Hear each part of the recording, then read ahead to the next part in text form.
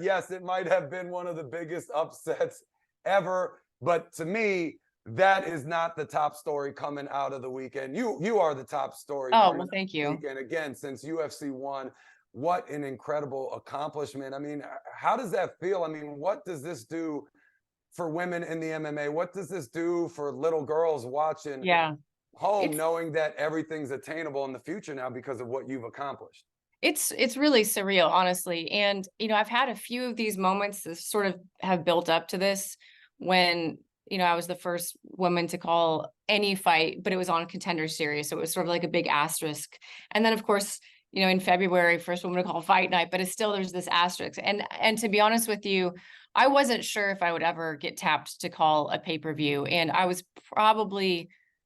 I wanted to, but I was sort of at peace with the idea of maybe that being an elite club that I might not ever get to participate in. I wasn't sure. It's not something I was asking for. It's not something that was discussed. I knew about it months ago, but when the call came months ago, it was a huge surprise to me. So the reaction has been tremendous, and I can't tell you how many women have reached out, female fighters, a lot of dads saying, my daughter looks to you as an example. And that type of stuff is just wild to me because I'm just a fan. Like, I'm just a person that loved this sport and was watching at home like millions of other people.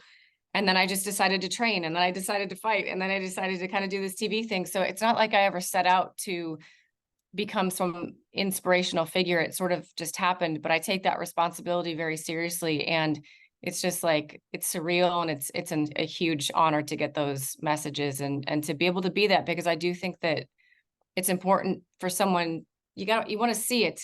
You want to see that someone can do it so that you know that you can do it. And somehow I had the crazy notion that I could do it without ever having seen, other than Kathy, of course, having seen someone do it in recent history. So we got it done. We got it done. Well, it might not have been something that was discussed, but it was absolutely something that was earned, and for good reason too. Like you said, the reception has just been unanimously positive, with everybody sounding off about this. Conor McGregor chiming in a big way, Pretty taking cool. to social media to show his support. So, hey, next steps for you. Where do you go from here? I mean, you got this opportunity of a lifetime. You delivered, you crushed it.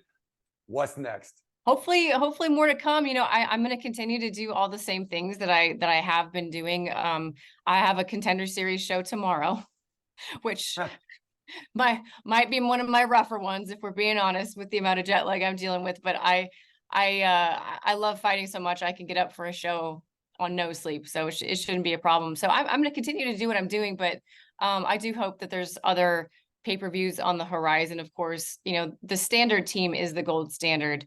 DC, Joe, Bisping, Paul, Dom, those guys.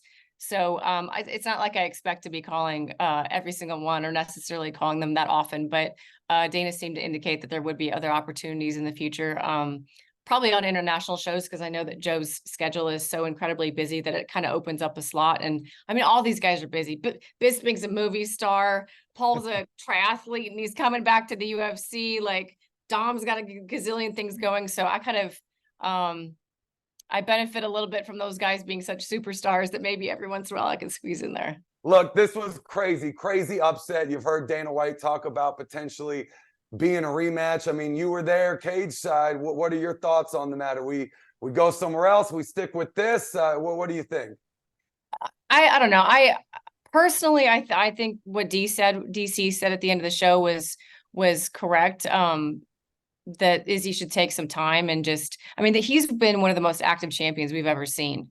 But listen, on the other side of that, you've got a very vocal Eugene Behrman, who did the post-fight press conference, who was like, no, listen, we would do this rematch next weekend. So I don't know that my thoughts are necessarily going to play out. And frankly, when you have a dominant champion like Izzy, it's almost similar to what happened with Amanda and Juliana Pena, right? Like, as much as you don't want to take away from the incredible performance that Sean Strickland had, you do leave with the feeling of like, that was not the Izzy that we're used to seeing.